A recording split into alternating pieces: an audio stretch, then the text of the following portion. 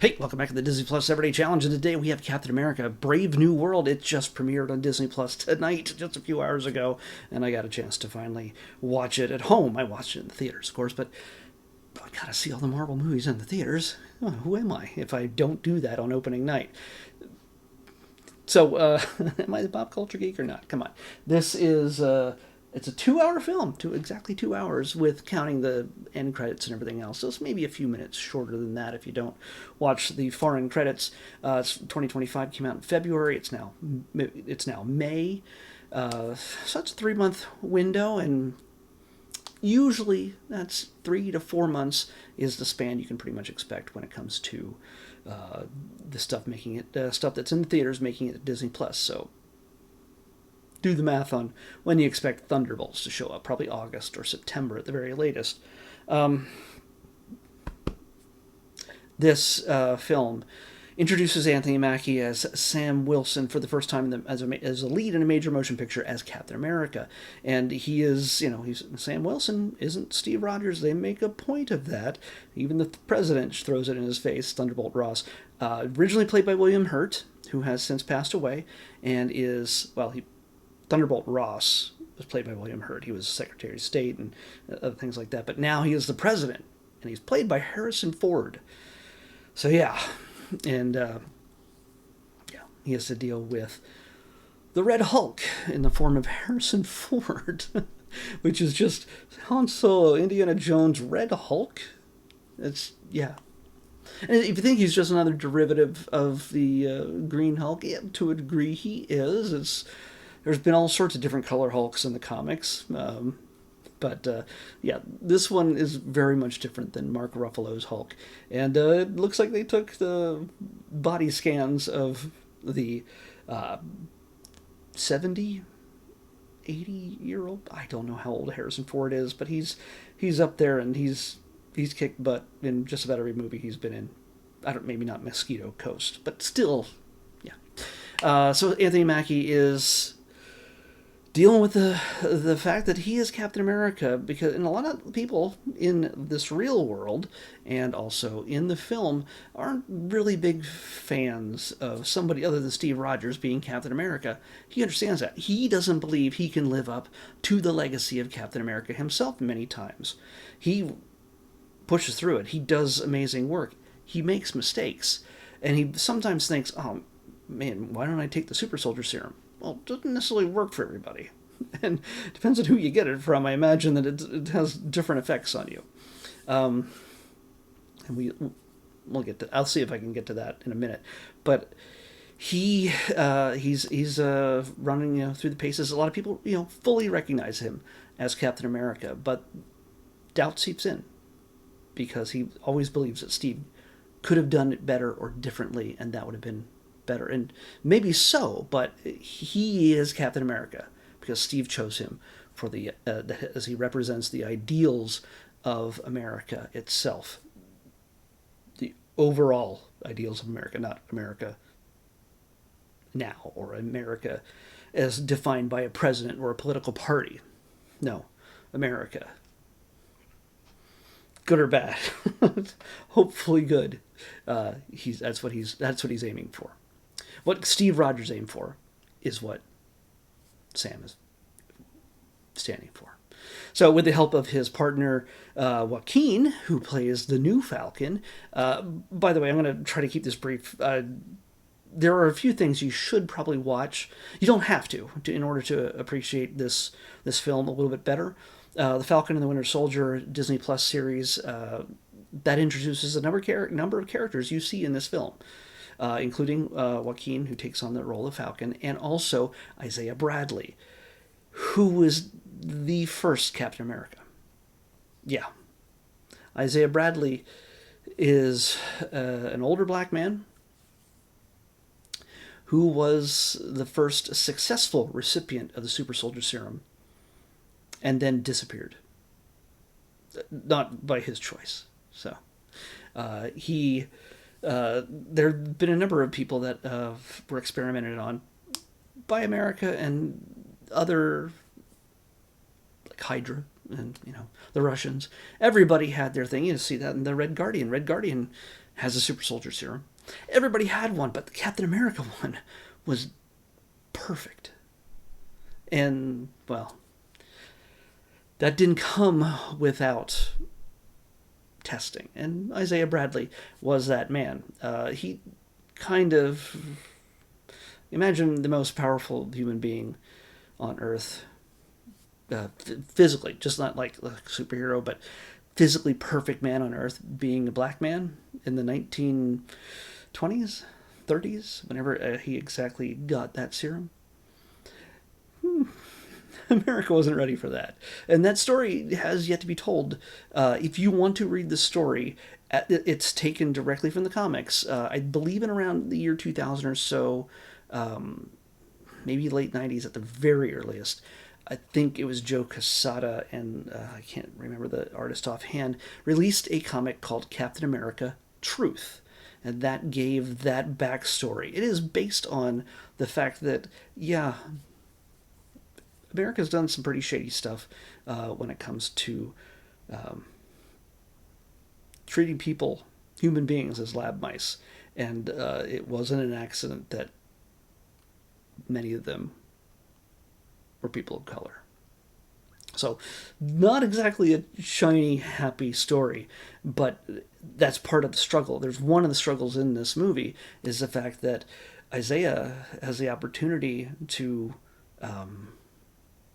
be recognized for his service, despite the fact that he was locked up for 30 years and imprisoned and tortured for the sake of trying to get a better grasp on the super soldier serum after Steve Rogers disappeared after World War II. And so he has a really big problem with showing up at the White House when invited by Captain America, by the president.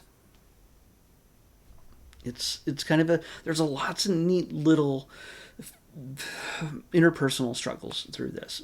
Friendships, it's not all deep and serious. It is, there's also some comedic interchanges, obviously, between Sam and Joaquin. And very early in the film, we get to see that they are sent on a mission, like a big action-packed mission, to retrieve a special item from terrorists, the Serpent Society. I don't know if they call them the Serpent Society, but Marvel fans know that the Serpent Society is a bunch of people dressed up as snakes and have snake powers. Yeah. That is not the case in this movie.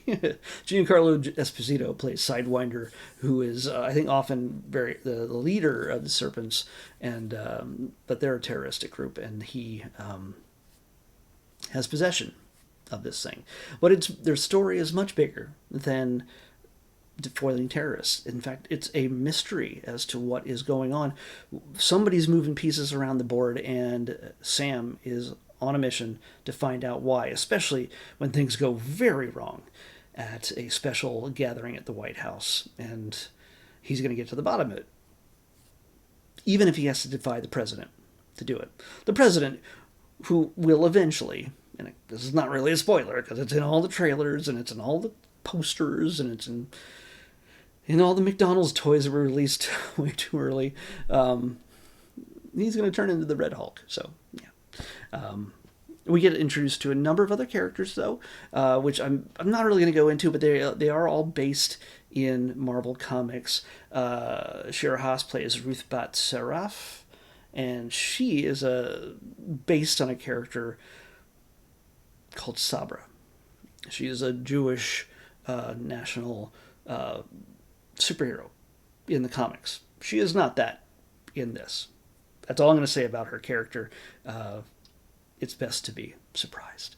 But this is, without being too obvious, being that this focuses on Harrison Ford's character as Thunderbolt Ross, his character goes way back to the, let's say, the second Marvel film, The Incredible Hulk.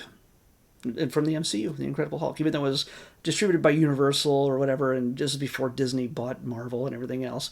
After Iron Man in 2008, like a month or two later, Incredible Hulk came out. It was a 1-2 punch. And Thunderbolt Ross was in that film. He's the father of Betty Ross. Betty Ross being the lover of Bruce Banner. So there's a lot of connections in there. And he is estranged from his daughter because of the way he has been, especially when he spent a lot of his time going after Bruce and the Hulk. So we haven't seen Betty in a while. That was when the Hulk was played by Edward Norton. So this is how far back we're going. And it ties up a lot of loose ends, a lot of different things, stories from that movie. So things you should watch. Falcon and the Winter Soldier, Incredible Hulk, and the third one, which isn't super necessary, but it could be confusing for a number of people who aren't like up on all the films, The Eternals. I know that's a hard ask for some people because it's not your normal superhero movie and it doesn't connect tightly with every other Marvel film in the thing. I gotta make sure that doesn't time out on me. It doesn't tie in tightly. There's not a cameo every 5 minutes from another character that we know in the Marvel universe. It is its own film. And that's kind of a great thing about it. It has a different feel. It has a different tone, and it's beautiful to look at. It's shot. I know I'm selling the Eternals film while talking about this film, but there's something that happens at the end of this film, at the end of Eternals, that ties strongly into the underlying plot of this thing. Now you can not watch the Eternals and still go, oh, what is that? What's going on there? You don't have to understand it fully. It's the Marvel Universe. You can look it up later. But I do recommend watching each of those things. Incredible Hulk, Falcon and the Winter Soldier, and Eternals. Everything connects to everything. And one of the things about the Eternals, though, is that as it exists by itself, it doesn't rely on every other Marvel movie you've seen before to help you understand it. It stands on its own. And that's this rare thing. Even this film, obviously, as I've just given you 3 references, doesn't stand on its own without having a strong connection to the rest of the Marvel Universe. And I think for a lot of people, that was kind of the disappointing thing about this. This wasn't like, oh, they're going to join the Avengers or something. Like, no. If you haven't watched the Thunderbolts, by the way, this is a good movie to watch before you go see the Thunderbolts, which is still in theaters at this time. It doesn't have the biggest screen currently, but you can still see it.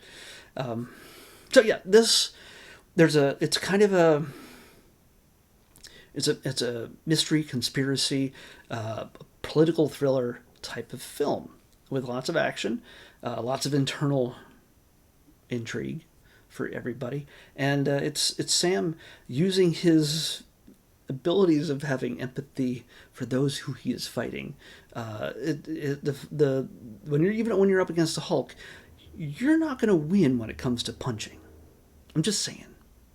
You're not going to win in a punching match with the Hulk. You will die if you're not on his level.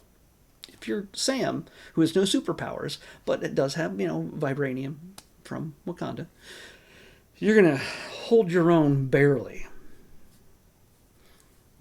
But yeah, no, I'm not spoiling anything by saying that at some point he has to fight the Hulk, the Red Hulk. Yeah. I'm not spoiling anything, but there is more to it. A humongous connection, more than one humongous connection to the Incredible Hulk movie. So this is almost a sequel to that movie, which, yeah, it's almost a sequel. We get just a number of good connections, and this will lead, of course, to so much more. I really enjoyed it. It's maybe not my favorite Captain America movie, maybe not my favorite Marvel movie, but seeing it again just now on Disney Plus, I realized just how much there's a connection. There's even a character in this that I didn't even realize when I saw the movie that it is a reference to a Marvel character in the comics, Dennis Dumfries. Now, Dennis Dumfries is definitely not depicted as he is in the comics. He was a Captain America supporting character for a number of years. I'm not going to tell you who he is. His name is only revealed in the last time we see him in the film. And he's not important to the MCU, really. But you'll notice that he is also a character in the Lego animated Avengers movie that just came out. Stars the Demolition Man. And the Demolition Man is Dennis Dunphy. And they're very different characters. If he was depicted as he was in the comics today, it might be slightly insensitive to depict him in that manner. You'd have to read the comics. Look up D-Man. Yeah, D-Man. Yeah, that's all I can really say. But there's a Lego movie that actually features him. That's the most recent one they brought out. So yeah, are you gonna like the actors that are in this? Absolutely. Are you gonna like the? I mean, I can't figure out why you wouldn't. There's a nice mystery that comes along with this. Will you figure out eventually? The great thing is you don't know everything up front. I like being surprised. And even when you're at the point where things are revealed, you might feel a little frustrated that you didn't figure it out sooner. Or it didn't come about the way you wanted. And that's okay. Because guess what? It's good to be surprised. If I knew everything was going to happen before I went in the movie, I'd be working for Marvel and they would be paying me money to know how to do everything. Kevin Feige, if you're listening, I can help you figure things out as to how things should go, but I also think I wouldn't enjoy the job as much as I think I could. I've talked about I've known people at Lucasfilm, and I was like, you know what? I don't think I could have a job here. As much as I think I would love it, I don't think I could enjoy having a job here, knowing everything before I see the movie. Same thing with Marvel. I don't want to know the spoilers. It's especially when you have to sit on them for like 3 years or more. Imagine being the art team. Jeez. Anyway, this movie, it's definitely important to. It's not one like the Eternals that you can skip over. It's definitely one that you want to check out and get because it's a huge stepping stone to what's to come, and it is technically not officially fully connected to what has went on in Thunderbolts. But if you really read between the lines, what happens in this film is going to come in direct conflict with what happened in Thunderbolts. So, no matter who you are, I think this is a good entry into the MCU, and it's a good. It doesn't just lean upon big superheroic spectacle that's giant powers and everything else until you get to the Hulk, really. And I'm not going to spoil the big villain in this either. There's a villain, you might have figured it out, has been in the shadows, even in the trailers. But yeah, it's definitely worth checking out. I think there's more I think I could say about this, but yeah. I say check it out. This is something that if you skipped it in February, you know what, and you have Disney Plus, it's time. It's time to watch it. It's got great action sequences, and of course he still has the wings, so they had to get a situation where they were out there flying around and going into battle, and feels like Top Gun kind of level action, if that's what you like. And of course, face to face with the Hulk. Can't go wrong with that. Oh, I don't even have to pick tomorrow's because we already picked it yesterday. Forgot. Number 25 on the list was... Oh, I can probably show it to you. That would be useful. 25. I already moved it over. Number 25 right there. Scroll over, and it is Brother Bear. So Brother Bear... It's an animated feature film. That's what we're going to watch next. I've already seen the sequel and talked about it in a previous episode. I don't know how long ago. But tomorrow's episode is number 25 in the list. Brother Bear on the next Disney Plus Everyday Challenge. I'll see you back here tomorrow with that.